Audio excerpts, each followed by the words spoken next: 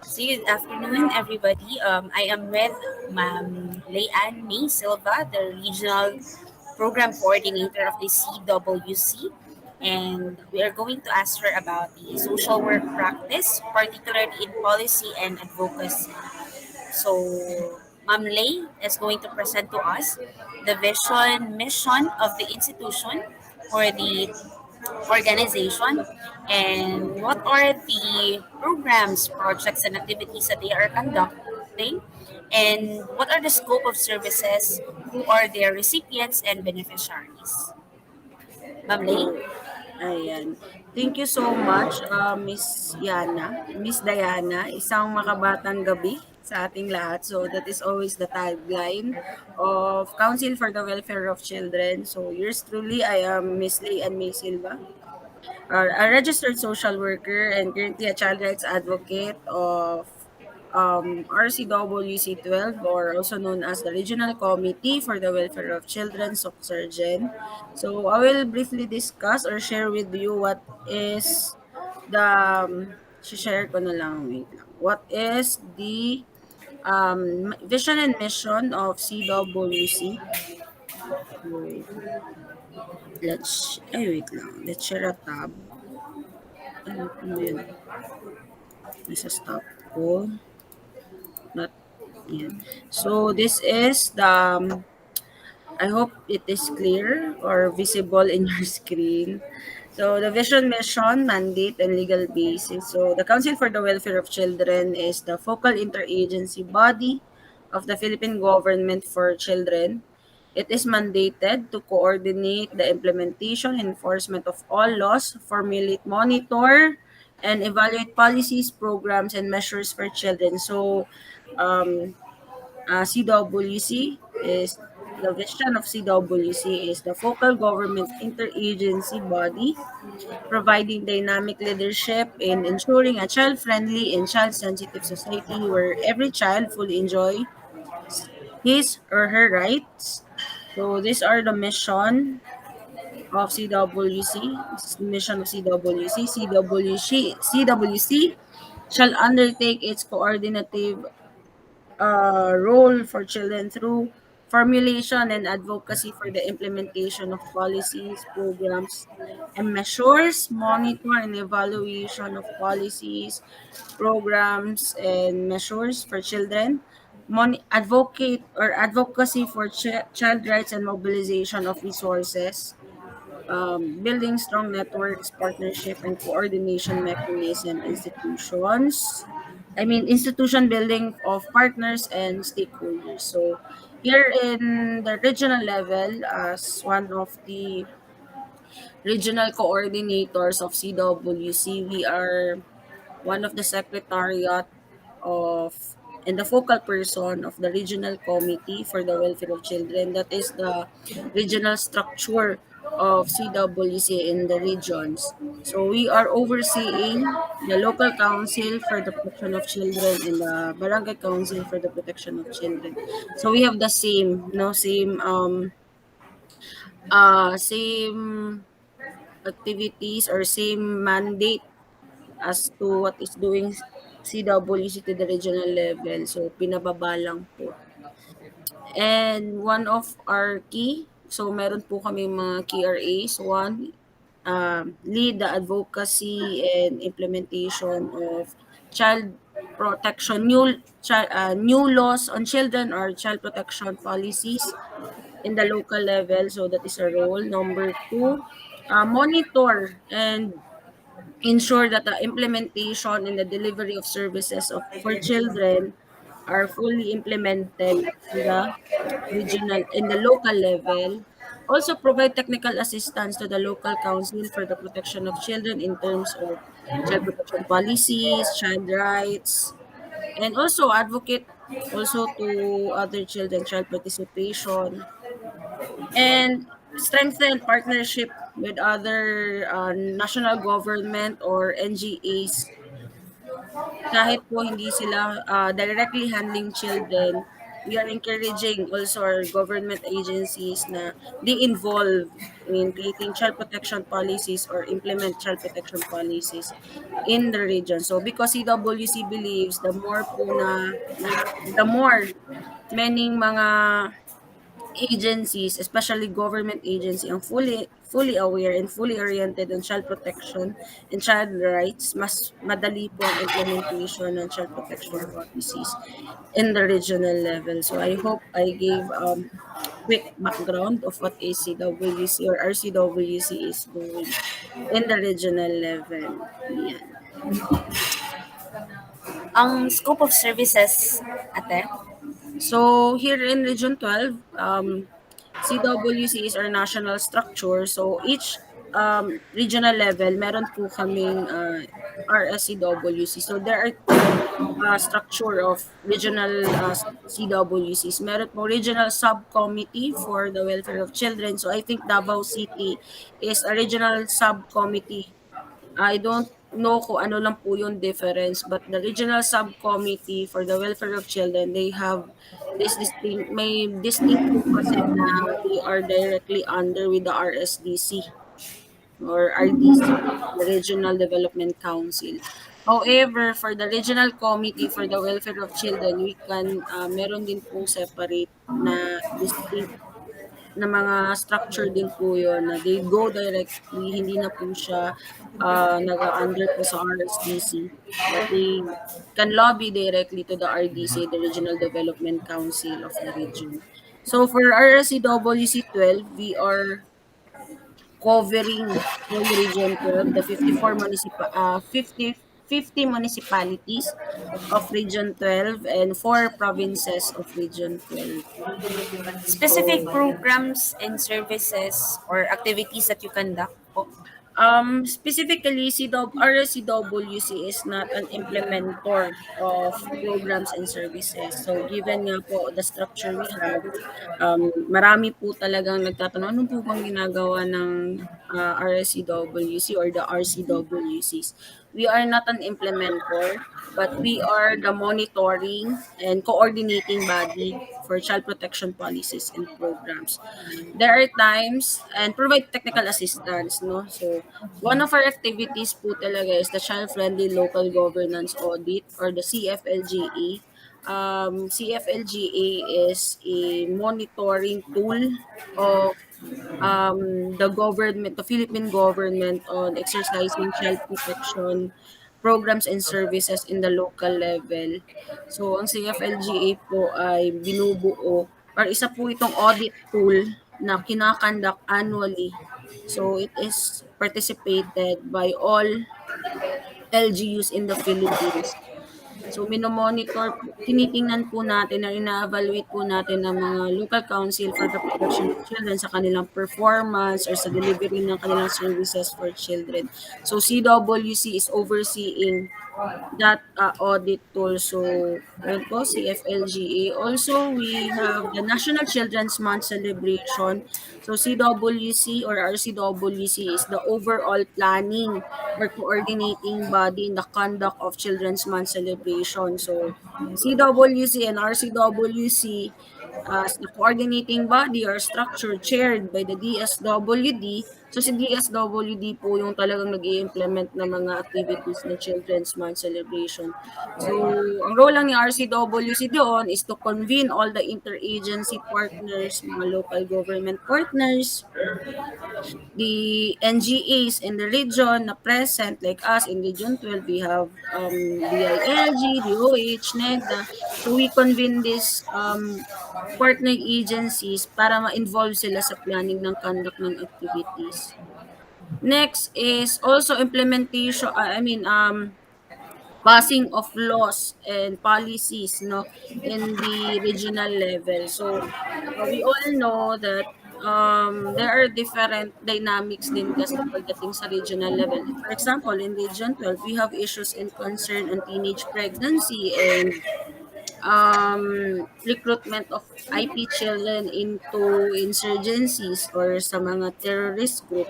So the CWC take action by passing a resolution to the RDC, the Regional Development Council, para po mas strengthen po yung advocacy natin on child protection in terms of children involving in armed conflict or recruitment, no? So, those are one of examples na pino-push po ni CWC or RCWC. Also, we lead the coordination of advocacies on the new laws on children, yung mga bagong batas from the national.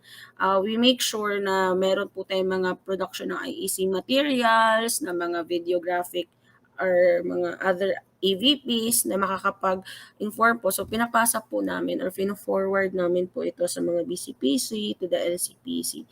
Of course, meron na doon, included po doon yung logistics ng mga bagong referral pathways. So, syempre, due to the COVID-19, we ensure that children, that despite the COVID-19 pandemic, children are always protected. So, CWC create a new referral system in context of COVID-19. So, if you are familiar with the referral pathway for children, di ba, 7610 po yung sinusunod. But nung dumating na ang COVID-19, dinagdagan po ito na in context of COVID-19. So, binago or parang in-enhance po yung referral pathway. And we ensure na ito ay talagang nadi-disseminate down to the barangay level, to the local levels po talaga. So I think the CWC is not an implementer, but we are more into coordinating, advocate, and provide technical assistance to the LGU. Ayun. In addition, this is hindi siya out of topic but additional no follow up question. In Mm. your opinion, for having worked in the CWC, then where are we now in terms of the development sa social work practice, particularly Mm. in policy advocacy for children? Are we there yet or malayo pa? Oh, come again, sorry. In terms of the development ng social work practice for the policy advocacy, particularly on children, where are we? In your opinion or in your perception, are we there yet? Have we achieved that high level na development sa policy advocacy para sa kabataan or malayo pang kailangang takbuhin? Actually, ang Philippines is already we are acting. We are really acting for child protection policy. Um, I think I cannot say na advanced ta or we are behind, but what I can say is the Philippines, we are always acting in terms of the need for our children. So, in fairness to the Philippines, maybe because Philippines is one of the signatories of the UNCRC or United Nations Convention for the Rights of Children. We have PD 603, talagang naka-establish siya sa batas ng Pilipinas. And even in our basic in our law, 'di ba? Talagang we really honor the rights of children. So I think we are always working for children. But yun nga, maybe the challenges lang we have right now is of course there are political dynamics din pagdating sa ground, traditional context of different context ng culture, different syempre that is really part when you implement po kasi din policies and programs, parte din po talaga doon yung advocacy on in the program or educating also the duty bearers, the stakeholders. So even children, no, napakalaking role po talaga how you will approach them, how will you discuss this, or how will you let them understand what ano yung programs and policies na karapat dapat sa kanila and how will they make it sustainable. So I think that is the Pero challenge. pero Yeah. compliant bang mga LGUs natin? To be honest, not all. Actually, some LGUs are really working their best, but some LGUs um quite still struggling, no, Maybe because, actually hindi lang naman po for children, but I think of the, most programs and services na binababa sa kanila from the national down to the local level, medyo nahihirapan talaga sila Nasa kanila lahat. oo. So, napakalaki po talaga. So, that is one of the reason why CWS is really, monitoring at saka encouraging our LGUs because dako kay sila role. Oh, no, they are the basic unit, especially barangays, local government, LGU, they are the basic unit of our government eh. So, tayo as DSW, DS National, we are just TA augmentation. So, sila gyud ang main source, no? So, if the LGU is not prioritizing children's programs or PPAs, children's programs, projects and activities for children. So, talagang hindi po so our role CWC or an RCWC, our role is to encourage them and make them understand what is the importance of this of child protection, children, their rights, no? Para ilahad yung pondohan ug ilang i-prioritize ang implementation. I mean, they will implement it by heart na sustainable ang program. Dili kay just Well, for again compliance. gisugo ni for compliance. Actually, they are more into compliance. So kung tan-awon gyud nimo when you do monitoring sa LGU, even sa ilahang because they have this LCPC, the local structure of CWC, that is also an interagency body for children, yung local council for the protection of children. Supposedly, the LCPC have uh, should have their planning, they have their passing of resolutions for children, creation of local code for children. So yun po yung nagiging basis. So because the LGU has meron po silang mandate or authority to do what is best for their locality.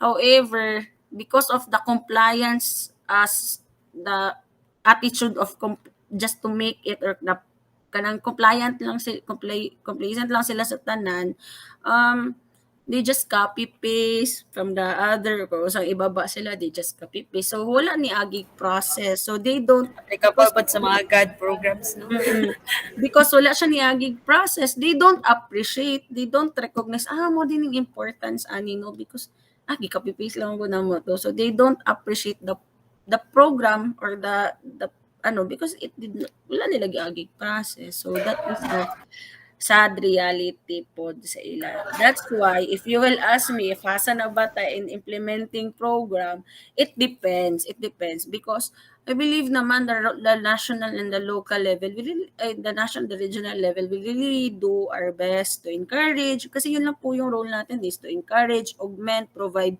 inputs, provide technical assistance. So, the role of the LGU is really vital ba in implementing these programs and services. So, although hindi naman lahat, not all naman, but there are some. Since we are now here ani na topic what are your recommendations in order for us to improve our services, particularly in our practice sa policy advocacy on children? Mm, Mga recommendations mo since naka-monitor mo gid ka, naka-supply oo. gid ka sa LGUs nato.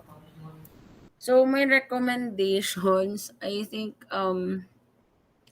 what are my recommendations ba sa atong LG?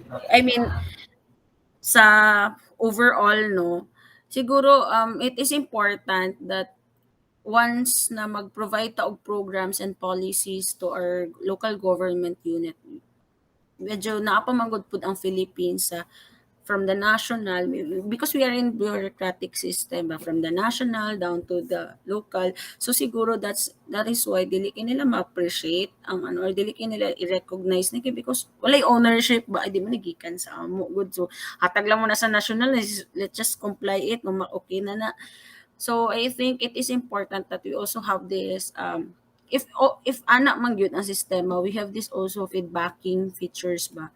Because sometimes I can say jud no, I am quite guilty pud ani that sometimes we do audit, we do monitoring, then after that okay, bye, we don't give them also Follow the correct through. closure. Oo. So it is really important no that after we provide them we have feedbacking.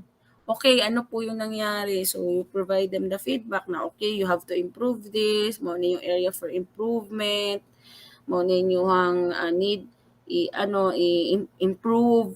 So I think the feedback, because sometimes feedbacking really answer or resolve the issue of gaps. Di ba? Mm. There are a lot of gaps yun pagdating sa networking, sa coordination. So, I think feedbacking is the best but siguro kay bombarded na pud ang LGU with different unsa na lang unsa na lato ang ginahatag sa ila. I think it is important also in our end as the national and the regional level to provide them feedback. What is your performance? What is your And Ang then, mag-ask ko mm, tayo, ang context ba sa LGU is ang assigned the person for children policy advocacy kay naapi ginagunita na lain yes, oo, mao gyud na ilahang sistema with the LGU kay kaya di siya matutukan yun, no? yes, oo. Swerte na lang gyud ang LGU nga kanang ang ilang pong ilang local government pud ba is kanang mopondo gud og dako para additional staff, additional admin, dili pod nakaplastar gyud o kanyari ikaw nga staff for children na gyud imong gunitan. The reality pod is ang ubang pong mga kunyari kani nga staff nagagunit na gyud siya children, nagunit pa siya women, nagunit pa siya senior citizen, nagunit pa siya community project. So, 'di ba, puno-puno po siya. So siguro syempre that's the reality of our LGU. So hopefully by the Mandanas ruling mas matagal. So actually mo po ng fear namo, 'di ba? Kaya syempre we are for policy, How much more? advocacy. Oo. So hopefully pondohan nila no. So yeah, mo to siya. How And then much ano more pa ang ba? tanang bandanas na No, basig magkayagaw na sila no. tuwan. And mo na mong fear as CWC, basig pag-abot sa Mandanas ruling, syempre daghan na kay ibaba, labi na sa DSWD programs and services. Mas daghan nag-ibaba ng mga programs and services from DSWD, makaligtaan ko nila ang children. They will not dili na nila pansinan ang children activities. Bakit? Una-una lang nato ni kay mas dako nig pundo ang example, kalahi, pantawid, mas dako ni sila pondo, structured na jud. So let's just do this. Unlike for children activities na sometimes they are required kung unsa ba jud ang programs because kanang mga LCPC nila, they should have the planning no mag-start sila planning unsa mga situation silang children, unsa mga common na mga nahitabo sila mga bata or mga relevant issues on children, they will do the policy na ma-address to ng mga issue. From that policy, magkuha sila pundo from their money. Say, di man na nila ginabuhat. Di man na nila ginabuhat na process. So, muna siya. So, mo to kung feedback is, hopefully, I recommend na na-adjust proper murag way sa to murag naaga ni jud siya tama nga process kuna murag ginabuhat jud nato ang process sa tanan bagay like we do conduct. If we do monitoring, we also should have the feedbacking.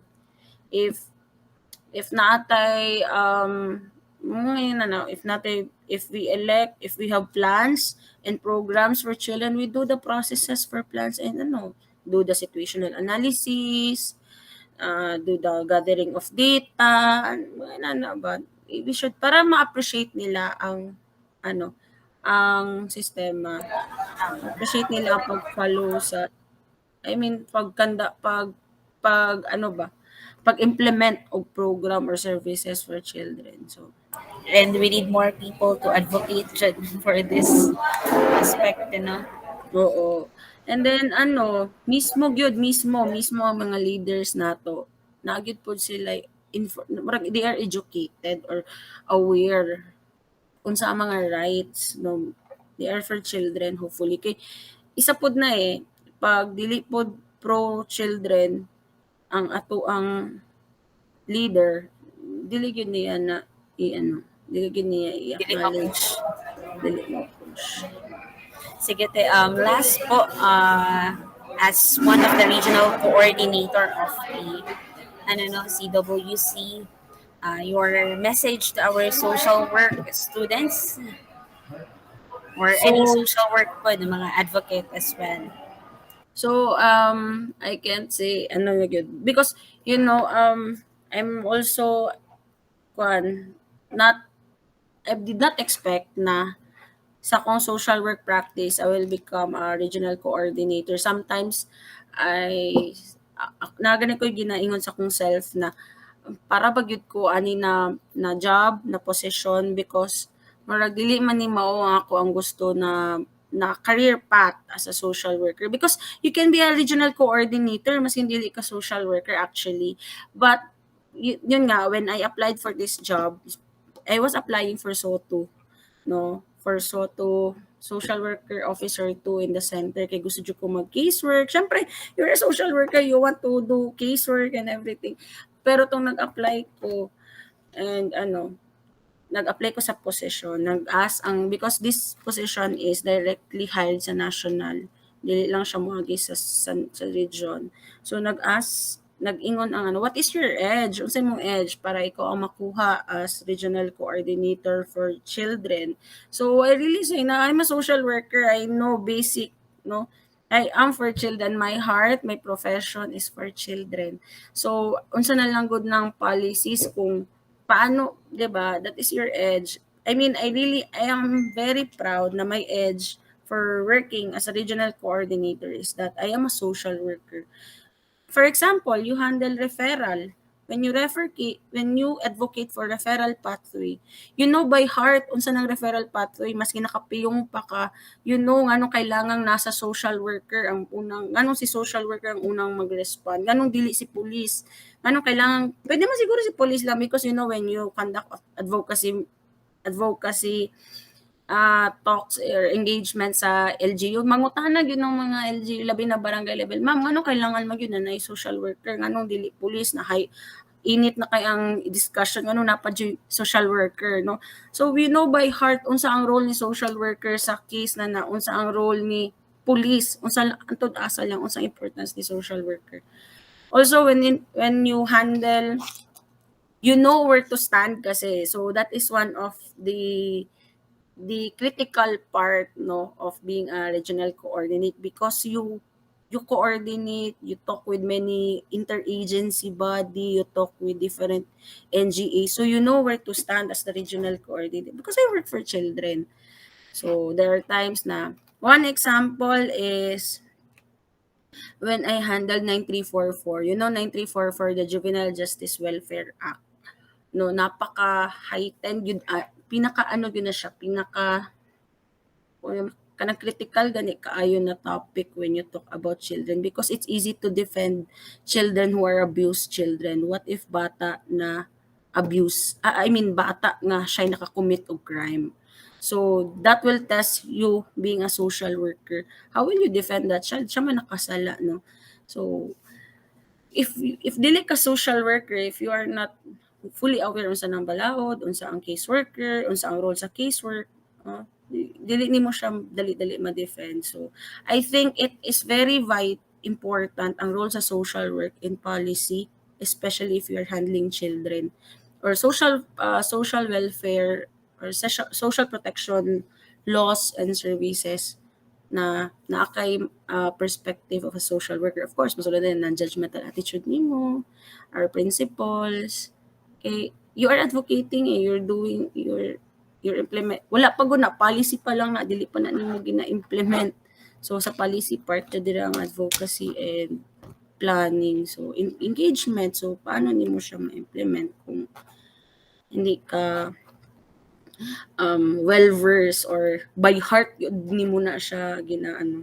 Sometimes part pud na siya sa advocacy kung by heart nimo na ginaingon and alam gyud kaayo nimo ang imong stand, you will really influence also partner agencies. They will appreciate also your advocacy. So it is important na as a social work. So soon sa mga social work students, um just do your because me I cannot every time I am asked unsay mo ma-advise sa mga social work student, I am no by heart na I am not one of the good students way back in my college years, but I can say that right now I am thankful na I've been through that part na I shifted from different courses, and sometimes I say gani na social work really find me, sila ang nag siya ang nangita for me, dili ako nangita siya, because at first it was never my choice, never siya sa mga options sa mga courses na akong gusto way back kung naging college ko. But right now I am a social worker. I speak for children. I do talks with social work students. I inspire them to do social work. So, I am happy nga naaga na may mga bata na handle, gina-encourage ako. Pag social work na lang. And then right now, nag-eskwela na sila social work. Ina-invite ko na, Ate Lay, pwede kayo interview. So, di ba maka-happy nga kanina mga bata na encourage ni mo mag-social work. So hopefully, one of these days you work with us in this kind of field, no? This is not that familiar, no? Mostly, pag ingo kag social worker, ang unang magawa silang isip, mag-casework ka, taga-rescue kag bata. But they don't know that there are social workers in this kind of field. And it's really exciting, no, nga mo trabaho. Tas, mura tag lawyer nga, kuan, na naakay heart sa mga bata. So hopefully, there are a lot of social work students pa na ma-encourage or mas maging open to take this kind of job or position. Gwapo siya. Actually, at first, this is not my choice good, no? I applied for caseworker. But tong na-hire ko, I am shocked na, social welfare officer 3. Unsa na, ma'am, unsa interagency, ma'am, wala man ko kabaluan na. Basta apply lang ana good mo na siya sa national, CWC mo na imong buhaton. Wala jud ko'y alam, but now, imagine that I'm 4 years working now as the regional coordinator. So I'm so proud of myself. Wow. Hopefully, you will also do the same, no? So, wala. Bitaw jud tinuod yun natin, you are always directed to where you belong. Actually, I am planning to apply na po to another program, but na-realize po na ako, gi-pray po na ako by heart. Do I really, masad po kung abiyaan ako ang CWC if ever man na makuha ako dito. So, I'm praying po. Because I love working. Na-enjoy man po na ako siya, maski unsa siya ka-stressful, kakapoy. I really enjoy working with CWC. Dagan po siya, nag-open po siya a lot of opportunities sa ako. And you will enjoy, no, na mag-meet, ma-understand mo, mo din yung policy mo ng di na ka magpatakagwok sa social media kay kabalok ka sa mga policies and everything. Tama. Di siya lalim. So that's it. Thank you so much, Ma'am Lay, for imparting us what the program is all about, what CWC is about, and we are very grateful to have you. Thank you so much. Thank you, Yana. Hopefully, naamoy nakuha from me. Agad kayo, te. Te, salamat kaayo.